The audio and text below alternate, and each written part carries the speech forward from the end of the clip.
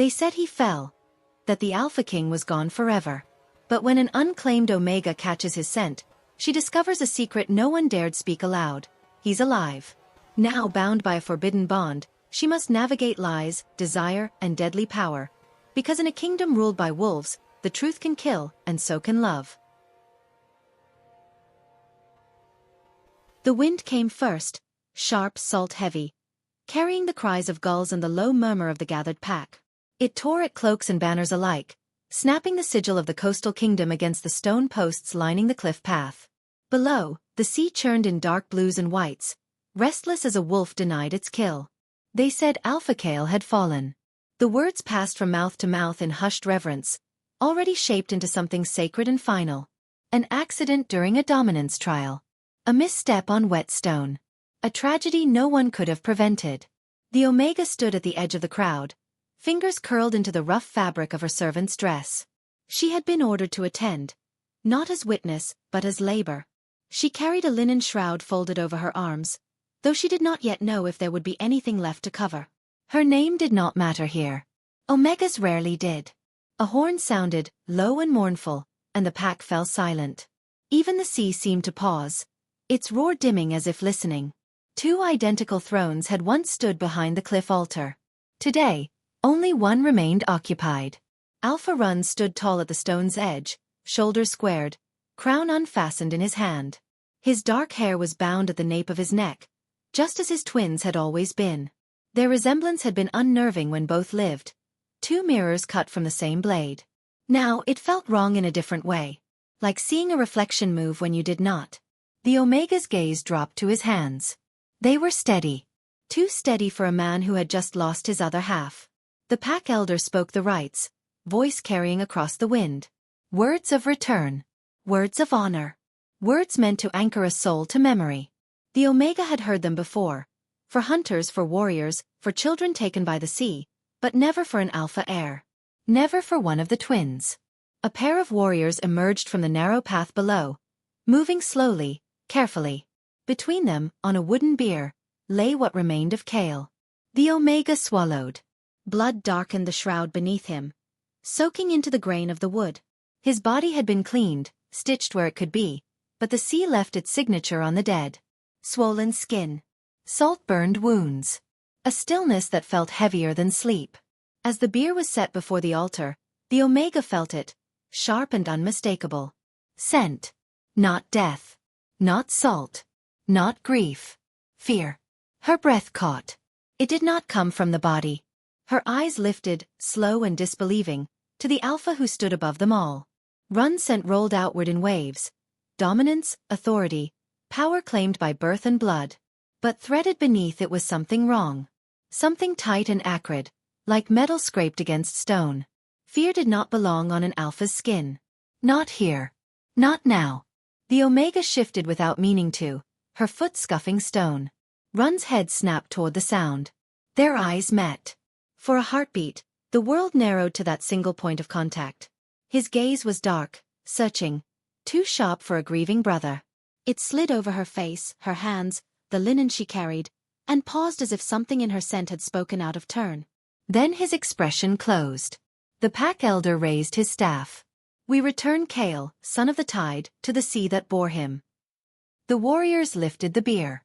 The Omega stepped forward when summoned, hands trembling as she unfolded the shroud. She worked quickly, efficiently, as she had been trained. No hesitation, no display of feeling. When her fingers brushed Kale's arm, cold seeped into her skin. He was truly dead. That much, at least, was not a lie. The bier tipped. The body slid. The sea accepted him without ceremony, swallowing flesh and blood and legacy in a single final surge. A howl rose from the pack. Long, aching, layered with grief. The Omega did not join it. Her gaze remained fixed on Run. He did not howl. His jaw tightened. His grip on the crown whitened his knuckles. And as the pack's mourning crested and broke, his scent shifted again, fear giving way to something sharper. Resolve. When the howls faded, the elder turned and knelt. So the crown passes, he said. By blood and by survival. One by one, the pack followed, knees hitting stone. Submission rolled through the air, thick and binding. The Omega remained standing, frozen in place until a sharp look from a guard forced her down. She knelt last, head bowed, heart hammering. Above them all, Run placed the crown upon his head. Alpha King. As the pack sealed their oath, Run's gaze drifted once more to her. This time, there was no fear in his eyes. Only recognition. And the Omega understood, with a cold certainty that settled deep in her bones. The cliff had not taken everything it should have.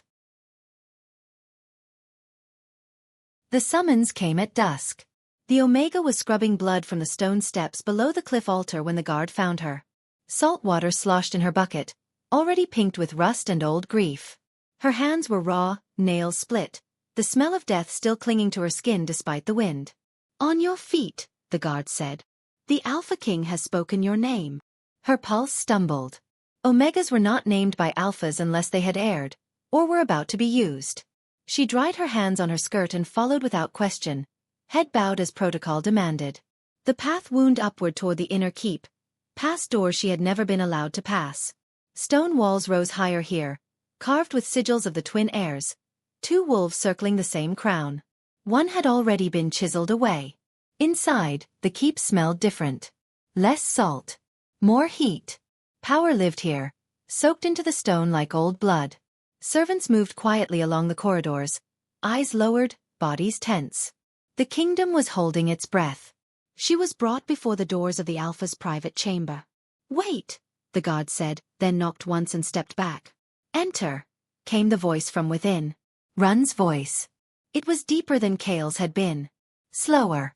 Waited. The Omega stepped inside. Firelight filled the chamber, reflecting off dark wood and iron. Maps were spread across a central table, coastlines marked in ink, pack borders drawn and redrawn as if they refused to settle. The crown rested nearby, set aside like a tool already mastered. Run stood near the hearth, sleeves rolled to his forearms, shirt unlaced at the throat. No cloak. No visible guards. He looked less like a king and more like a wolf deciding whether to bite. "Close the door," he said. She did. The sound echoed too loudly. "You were at the cliff," he said, not turning. "Yes, Alpha King." "You handled the body." "Yes." A pause. The fire cracked. "Look at me." Her instincts screamed. Omegas were not meant to meet an Alpha's gaze unbidden. But this was a command, not a request. She lifted her eyes. Run was watching her now, expression unreadable. Up close, the resemblance to his twin was uncanny. The same sharp cheekbones, the same dark lashes, the same scar at the edge of the brow. But the eyes were wrong. Kale's had been reckless. Bright. Hungry for the world. Run's were contained. As if something dangerous paced behind them, waiting for permission. "You smelled it," he said quietly. Her breath caught. "Smelled what, my king?" "The fear." The word struck like a blade. Silence stretched between them, taut and fragile. She could feel his presence pressing against her senses, alpha dominance testing the edges of her will. He could force the truth from her if he wished. He did not. Instead, he stepped closer. One pace. Then another. Her back brushed the door. "You are not pack-born," he said. "Your scent is unclaimed. Unanchored." "I was brought from the low coast as a child," she replied. "No lineage worth noting." A lie. But a safe one. Run's gaze dropped, to her throat, her wrists, the pulse fluttering there. His scent rolled over her again. Heavy and hot. This time, beneath the authority and command, she caught something else. Recognition. "You will serve in the inner keep," he said. Effective immediately. Her heart slammed. "My duties have changed." He turned away, as if the decision were already finished. "You will attend me directly. Meals. Records. Night watch, if required." Night watch. Her mouth went dry. "Yes, Alpha King. You will speak of what you sense to no one," he continued. "Not servants. Not elders. Not even in prayer." She hesitated, just a breath too long. Run turned back, faster than she expected, his hand braced against the door beside her head. She flinched as his shadow swallowed her. "Do you understand?" he murmured. "What happens to those who let lies breathe?" "Yes," she whispered. His gaze searched her face, as if weighing something only he could see. Then slowly he straightened. Good. He stepped back, distance restored, control reasserted. As she turned to leave, his voice stopped her once more. You will dine with me tonight. Her hand froze on the latch. Alone, he added. The door closed behind her before she could respond. Outside, the corridor felt colder than before. The Omega leaned briefly against the stone, breath shaking, heart racing. She understood now. She had not been summoned to be punished. She had been summoned because she was dangerous. And somewhere deep beneath the Alpha King's crown, a lie was watching her, waiting to see which of them would break first. The Alpha King did not keep servants during his meals. That alone set the evening apart. The Omega stood at the edge of the long table, hands folded, eyes lowered, while Run ate in near silence. The hearth burned low, throwing restless shadows across the walls. Outside, the sea beat itself against the cliffs with tireless insistence, as if trying to reach something it had lost. Run ate with restraint. No indulgence. No waste. Each movement precise, deliberate. A ruler feeding not for pleasure, but for function. You may sit, he said without looking up. Her head snapped up before she could stop herself. My king. I did not stutter. Her instincts rebelled as she moved to the far end of the table. Omegas did not sit with alphas. They knelt. They waited. They obeyed from a distance. But the chair beneath her felt solid, undeniable. A command made real. She kept her gaze fixed on the table, heart pounding. Tell me, Run said, setting down his knife, what you smelled at the cliff. The question landed softly, and still shattered something inside her. Fear, she answered carefully. Brief. Controlled. But present. Mine. Yes. A pause. Then, unexpectedly he laughed. It was low and humorless. Good. Then I am not as perfect a liar as they believe. Her breath stilled. Run leaned back in his chair, studying her openly now. Do you know what Kale used to say about fear? She shook her head. He said it was the only honest thing left in powerful men. His mouth curved faintly. Everything else can be trained. The Omega swallowed. The fire popped sharply, sending sparks into the air. I am not going to kill you, Run said. Not tonight. Not for what you sensed. Her shoulders eased before she could stop them. But, he continued, eyes sharpening, you will tell me if you smell anything else. Anything that does not belong. She nodded. Yes, Alpha King. Run, he corrected. Her gaze lifted despite herself. In this chamber, he said. You may call me Run. The name settled between them, intimate and dangerous. The meal ended shortly after. Run dismissed the remaining servants himself, leaving the chamber eerily quiet. When the last door closed, he rose and crossed the room, not toward her, but toward a narrow door half hidden behind a tapestry. Come, he said. She hesitated only a second before following. Beyond the tapestry lay a passageway cut directly into the stone. Narrow. Unlit. The air changed immediately. Cooler, heavier, carrying the scent of old stone and something faintly familiar. Run lit a torch and moved ahead of her, shoulders nearly brushing the walls. The corridor sloped downward, spiraling deeper beneath the keep. This was Kale's, he said. Her pulse quickened. Few knew of it, he continued. Fewer still were permitted inside. The passage opened into a chamber carved low and wide, the ceiling etched with symbols of tide and moon. A single bed rested against the far wall. Shelves lined with maps, journals, and weapons crowded the space. And the scent. Her breath caught. It was Kale. Not faded. Not ghosted. Fresh. Her hand went to her throat. Run watched her closely. You smell him. Yes, she whispered. As if he were still here. Impossible, Run said calmly. She turned to him. Scent does not lie. A muscle jumped in his jaw. She took a step farther into the room, drawn despite herself. Her fingers brushed the edge of the bed. The scent intensified there. Kale's reckless heat layered with something else. Run. Her heart stuttered. This place hasn't been used since the fall, Run said. But the lie faltered in the air. She looked back at him slowly. Someone has been here. Silence answered her. Then Run moved. Fast. He closed the distance between them in a heartbeat, one hand braced against the wall beside her, the other gripping her wrist before she could react. Not painful. Not yet. But absolute. You will not speak of this room, he said quietly. To anyone. Her pulse thundered beneath his fingers. Tell me, she said, voice trembling but steady. Which twin are you afraid I will find? The torchlight flickered. For a long moment, Run said nothing. Then he leaned in, close enough that his breath warmed her ear. The dead should not leave echoes, he murmured. And yet. He released her abruptly and stepped back, control snapping into place like armor. You are dismissed, he said. Return to your quarters. She did not move. Alpha, Run, she corrected herself. If Kale lives. He does not, Run said sharply. But his scent betrayed him. Guilt. Possession. Something darker still. As she turned to leave, the Omega understood with chilling clarity. The kingdom had buried a body. But the truth was still breathing somewhere beneath the stone. And she had just stepped into its den. The order came before dawn. The Omega was barely awake when the knock struck her door. Sharp, authoritative, final.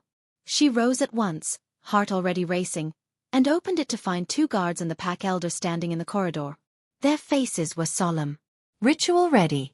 Dress, the elder said. You are summoned to the inner hall. Her throat tightened. For what purpose? The elder's gaze flicked briefly toward the guards, then back to her. By command of the Alpha King. No explanation was offered. None was required. She dressed quickly, hands unsteady, and followed them through corridors that felt narrower than before. The keep was quiet at this hour, the kind of stillness that preceded something irreversible. Torches burned low along the walls, their light catching on the carved wolves that watched every step. The inner hall doors stood open. Inside, the council had already gathered. Pack leaders lined the stone benches in a half-circle, their scents layered with tension and curiosity. At the center of the hall stood Run, cloaked, crowned, unmistakably alpha. His presence filled the space, pressing down on every nerve in her body. She was guided forward and made to kneel. The elder raised his staff. A matter of protection has been brought before the council. Protection. The word rang hollow. The Omega has been reassigned to the Alpha King's immediate service, the elder continued. Given recent instability within the pack, the Alpha King has invoked his right to temporary claim. Her breath left her in a rush. Temporary claim. Murmurs rippled through the hall. Surprise. Interest.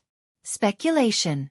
Omegas were claimed for breeding, for alliance, for control, but rarely for protection. And never without warning. She looked up helplessly at Run. His expression was carved from stone. By law, the elder said, a temporary claim binds the Omega to the Alpha's authority and scent. It prevents interference, silences external influence, and ensures loyalty. Silences. Her gaze sharpened. Do you accept this claim? The elder asked her, voice formal. What choice was there? Refusal would be seen as defiance. Suspicion. A threat. Yes, she said softly. And you, Alpha King? Run stepped forward. I accept. The finality in his voice sent a shiver through her. The elder nodded once. Then it shall be sealed. Run removed his cloak and knelt before her. The movement sent a collective stir through the hall. An Alpha King kneeling before an Omega, even briefly, was unheard of. His hands came to rest on her shoulders, warm and steady. Look at me, he murmured, too low for the council to hear. She did. For the first time since the cliff, his eyes were bare. Not cold. Not guarded. Regret flickered there. This is the only way, he said quietly. Trust me. Before she could answer, he leaned in. His teeth grazed the sensitive skin at the junction of her neck and shoulder. Her body reacted instantly. Heat blooming, senses flaring, the world narrowing to the sharp inhale of his breath and the iron-sweet edge of his scent. Then pain, brief, piercing. The bite sealed. Her gasp echoed through the hall as his scent flooded her. Overwhelming and absolute. Power wrapped around her like a brand, sinking into muscle and bone. The bond snapped into place with a force that stole her breath. Run pulled back slowly, his jaw tightening as if the bond struck him just as hard. The elder struck his staff against the stone. It is done. The hall erupted in layered scent. Submission, approval, unease. The Omega swayed, suddenly light-headed, and Run caught her before she fell. His arms closed around her without hesitation, holding her upright as if it were the most natural thing in the world. Take her, the elder said. She is yours to guard. Run lifted her into his arms. The motion drew a sharp intake of breath from the gathered pack. He did not acknowledge them as he carried her from the hall. His grip firm, possessive, unyielding. They did not speak until they reached his chambers. He set her gently onto the edge of the bed, stepping back at once as if distance were suddenly necessary. The bond hummed between them, alive, invasive, intimate. She could feel his presence inside her awareness, steady and controlled, a constant pull she could not escape. You used pack law to silence me, she said quietly. Yes. At least you're honest. Run exhaled slowly, dragging a hand through his hair. I used pack law to keep you alive. She laughed softly, without humor. From whom? You. His gaze snapped to hers. From the truth, he said. And from what it will do to you if it spreads. She rose unsteadily to her feet. The bond tugged at her, urging closeness, safety, submission. She hated how easily it answered him. You feel it too, she said. The bond doesn't lie. No, he agreed. It doesn't. For a moment, neither of them moved. Then Run spoke, voice low and dangerous. If you run, the pack will hunt you. If you speak, they will kill you. If you stay. He stepped closer. I will protect you. She met his gaze, heart pounding. And if I stop protecting you? She asked. His eyes darkened. Then, he said, we will both burn. The bond pulsed between them, hot, binding, irrevocable. And the Omega understood that whatever game Run was playing, she was no longer a witness. She was a piece on the board. The bond did not sleep. Neither did she. Long after the keep fell quiet, the Omega lay awake on the narrow bed Run had assigned her, adjacent to his chambers, close enough that the bond thrummed like a second pulse beneath her skin. Every breath she took seemed to echo somewhere beyond the wall, as though he were listening even in silence. When he stirred, she felt it. Not movement. Intention. She rose before the knock came. The door opened without ceremony. Run stood there, fully dressed, cloak fastened, the crown absent. In its place was something older. Rawer. A wolf preparing to return to a wound. Come, he said. No command threaded the word. No alpha force. Just a choice offered too late to refuse. They descended before dawn, taking the hidden passage she had already learned to fear. The torch in Run's hand cast long shadows that bent and warped along the stone, as if the keep itself were listening. You're taking me back to Kale's room, she said quietly. Yes. Why now? Because you will smell it, he replied. And once you do, there will be no undoing it. The chamber was colder than before. The air inside felt disturbed, as if it had been breathed too recently. The Omega senses flared the moment she crossed the threshold. Kale's scent struck her first, sharper now, agitated, threaded with anger and desperation. And beneath it, blood. Not old. Not dried. Fresh. Her heart slammed against her ribs. He was here, she whispered. After the fall. Run set the torch into its sconce and closed the door behind them. The sound echoed like a seal being broken. He lived, Run said. The words landed with a strange softness, as if he had carried them alone for too long. She turned to him slowly. Then the body. Was not Kale, he finished. Not entirely. Her knees weakened. She braced herself against the table, breath shallow. You killed someone else. Yes.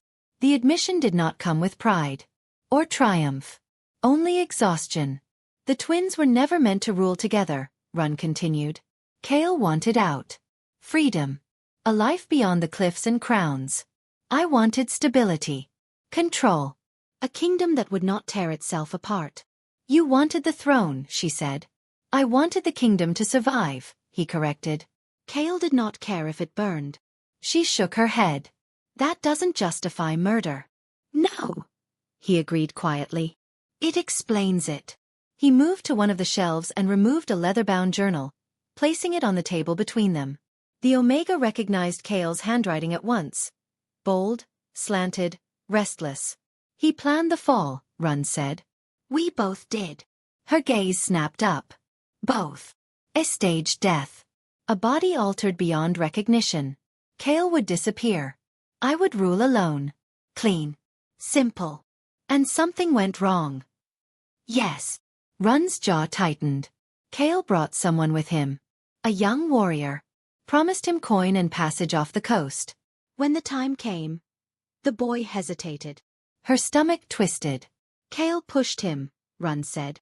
Not far. Not enough to kill. But the rock face was slick. The sea unforgiving. And Kale? She asked. He slipped. Silence swallowed the chamber. He survived the fall, Run continued. Barely. I found him clinging to the lower ledge, bleeding, panicked. For the first time in his life afraid. The Omega closed her eyes. You let him die, she whispered. Run stepped closer. No. I chose. Her breath caught as his presence pressed in. Not dominating, not coercive, but unbearably present. I chose the kingdom, he said. And in doing so, I became the thing Kale always accused me of being. A murderer. A liar. A king built on another man's bones. The bond between them tightened, pain threading through it now. His guilt bleeding into her awareness, sharp and unrelenting. She staggered under the weight of it, gasping. Stop, she whispered. I can feel it. All of it. Run's hand came to her arm, steadying her. That is why I claimed you. You would have known anyway. Omegas always do. She pulled back from his touch. You used me. Yes. And you still expect me to protect your secret? I expect you to decide, he said. Knowing the truth. She looked around the chamber, the bed Kale had slept in, the maps he would never follow, the journal filled with plans that ended in blood. The pack will tear you apart if they learn this, she said. I know. And if they don't? Then I will rule, Run said. And live with it. The Omega laughed softly. Brokenly. You talk about choice like it belongs to you alone. Run met her gaze. Something desperate flickering beneath the control. It doesn't. Not anymore. The bond pulsed. No longer just a chain, but a question. She understood then. The truth beneath the waves was not just Kale's death. It was that Run was not asking her to stay silent. He was asking her to stay. And in doing so to become complicit. She closed the journal slowly. When this comes apart, she said, voice steady despite the storm inside her, it will destroy everything you built. Run nodded once. Yes. And you still want me beside you? His answer was immediate. More than the crown. The words lingered, heavy and dangerous. Above them, the sea roared against the cliffs, unceasing, patient. Waiting. The bond between them had grown in ways neither had anticipated.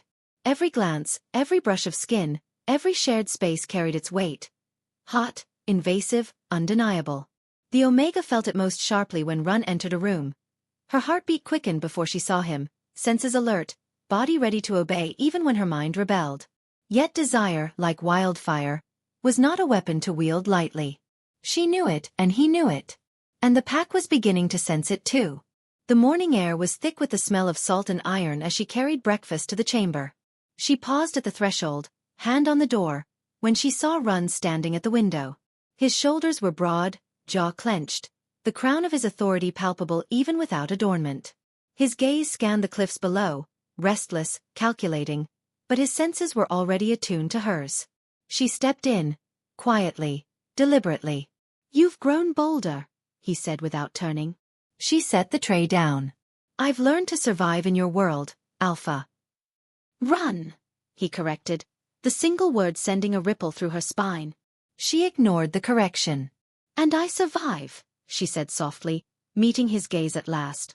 He turned then, slowly, expression unreadable. Bold enough to challenge me? I don't challenge, she whispered. I observe. I adapt. A low chuckle escaped him, but it held no warmth. Adaptation is useful. Observation is dangerous.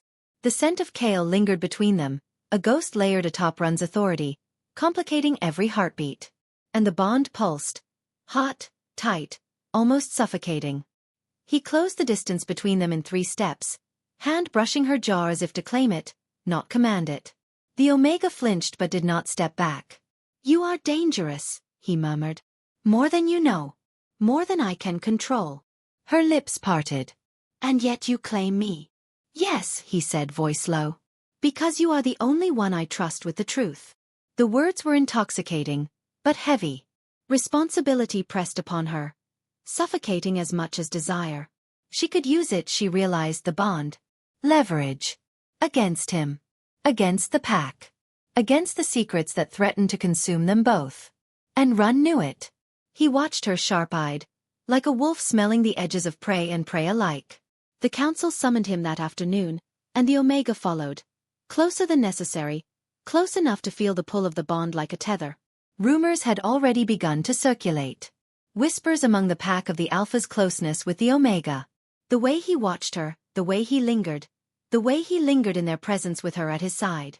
When they entered the chamber, the murmurs became louder. The council elders exchanged glances, voices low and cautious.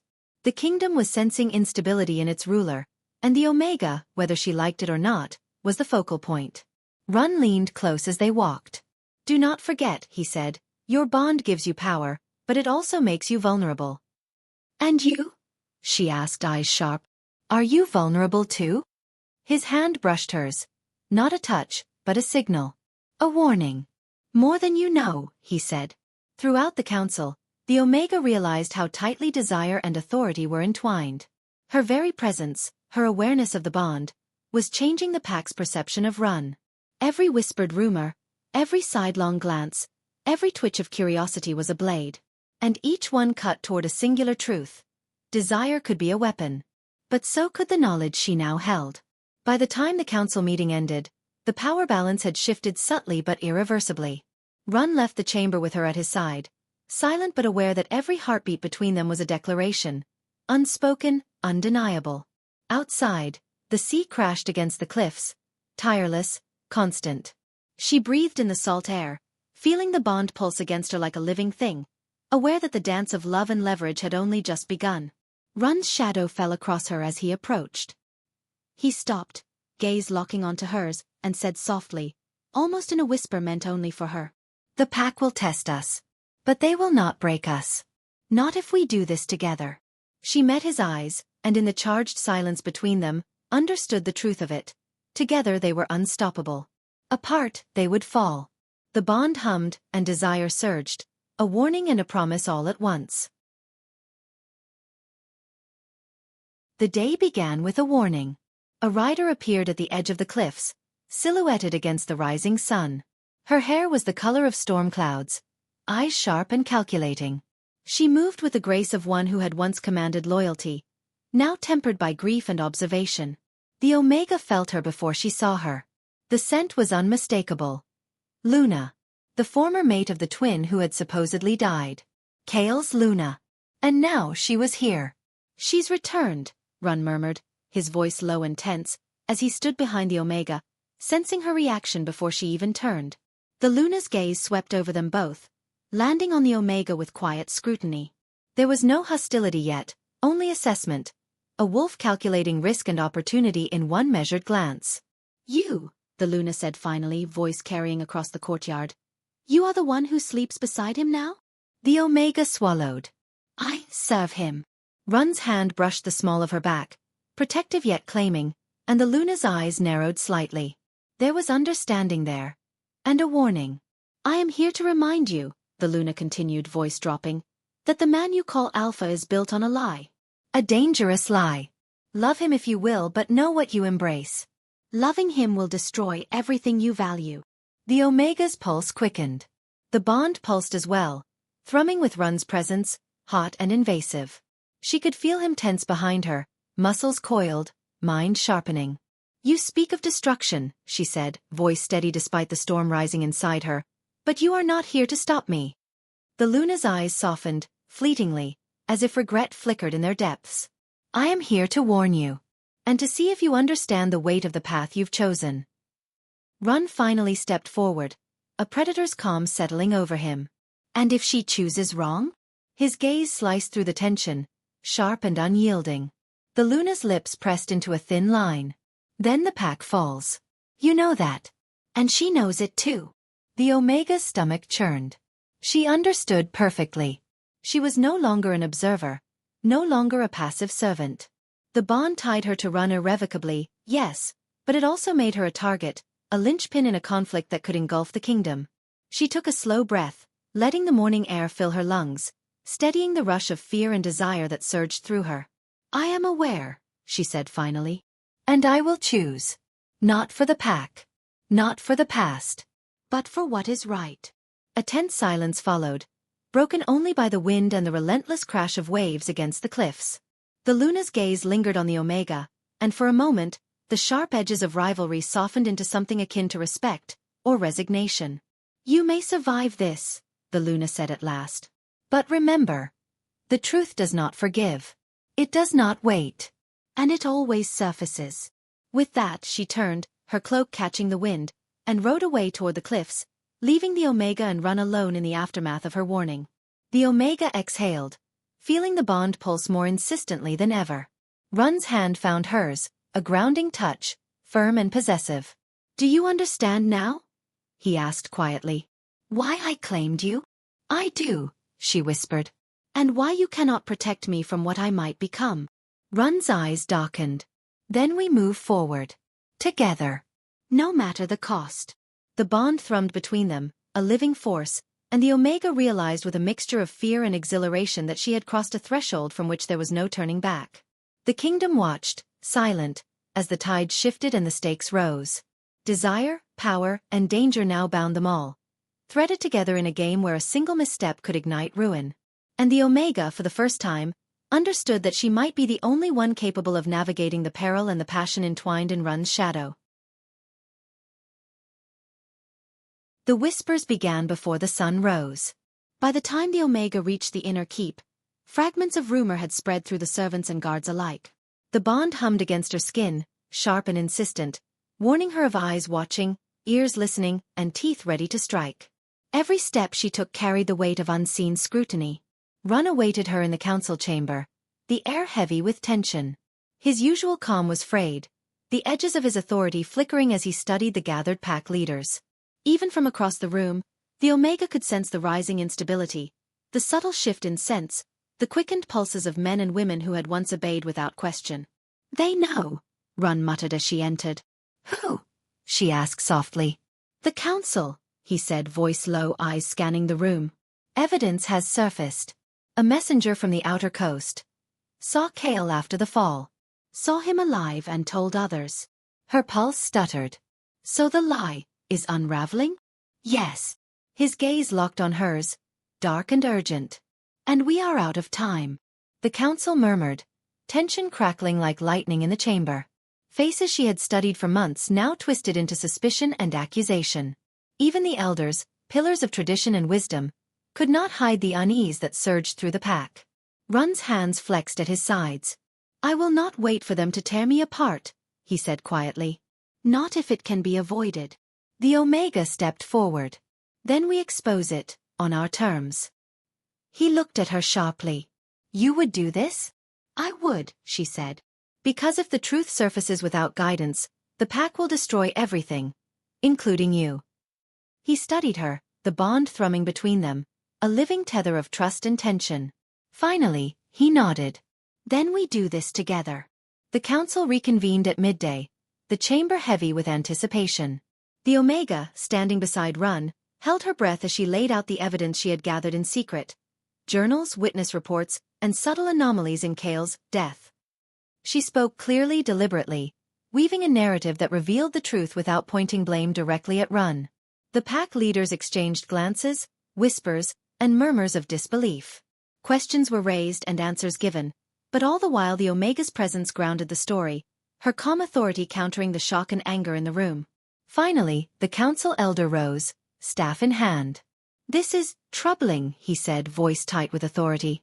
Yet the account is coherent, the evidence compelling. Alpha Run, You must address this. Run stepped forward, his presence filling the room. He did not hesitate. He did not falter. Every alpha instinct, every ounce of dominance and control he wielded, poured into the moment. I accept responsibility, he said, voice steady. The past is fraught with mistakes, yes. But my choices were made to preserve the pack. I did not act out of malice, but out of necessity. And I will stand by this truth, as will the Omega beside me. A stunned silence followed. The pack processed, hesitated, then slowly, reluctantly, began to bow, not just in obedience, but in acknowledgement. Run's authority, tempered by honesty and the bond that had carried them both through deception, remained intact. The Omega's pulse settled. The bond pulsed with relief, but also a new intensity, stronger now, threaded with shared risk and unspoken desire. She realized that by standing with him, she had cemented their connection in a way neither power nor fear could sever. Run's eyes found hers, and in that moment, unspoken words passed between them. The kingdom was safe for now, and so were they. But the truth had consequences, and the world they had forged together was still fragile. Outside, the sea beat relentlessly against the cliffs, a constant reminder of the stakes that still lingered. They had survived exposure, but the tides of fate were far from calm. The chamber smelled of salt and smoke. The council had reconvened, more rigid than before. Tension hummed like a living thing between the stone walls, carrying the weight of eyes that had watched the Alpha for weeks and were now ready to judge him. The Omega stepped forward, heart steady despite the storm raging in her chest. Run stood at the center, shoulders squared, gaze sharp as steel. He had survived exposure, but the price of truth was still unknown.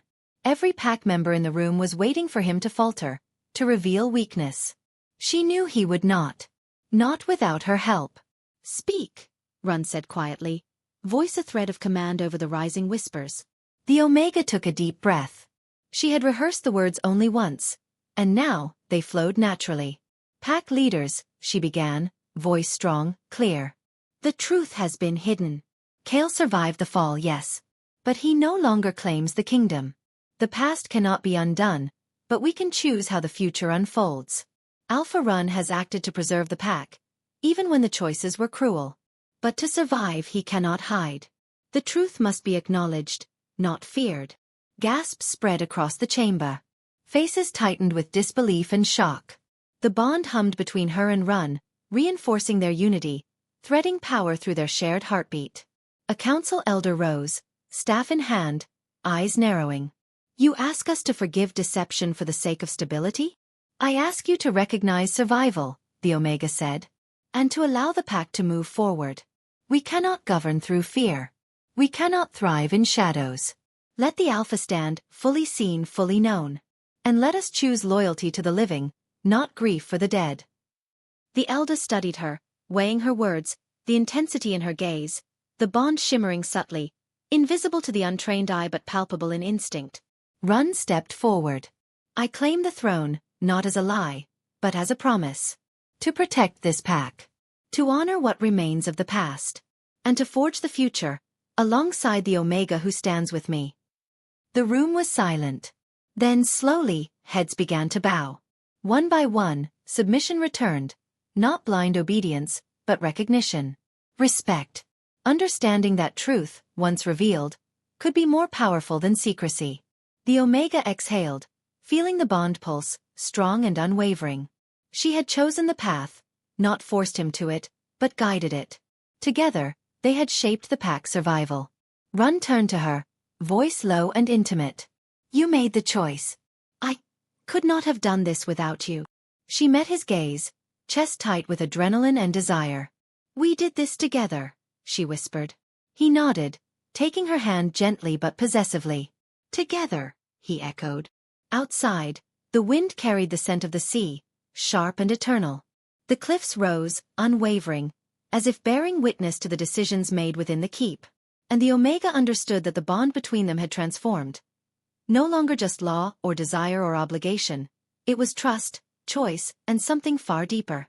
For the first time, she felt the weight of power not as a burden, but as a shared heartbeat between two wolves bound by blood, bond, and unspoken love. The choice had been made. The kingdom would survive. And their story, dangerous, complicated, irresistible, was only beginning. The kingdom breathed. For the first time since the cliff, the air inside the keep felt lighter, though the scent of salt and iron lingered. The council had dispersed, each leader returning to their duties with a tempered respect, wary but accepting of the truth. The Alpha King had survived exposure, the Omega had proven her worth, and the bond that tied them both pulsed with a quiet, steady rhythm.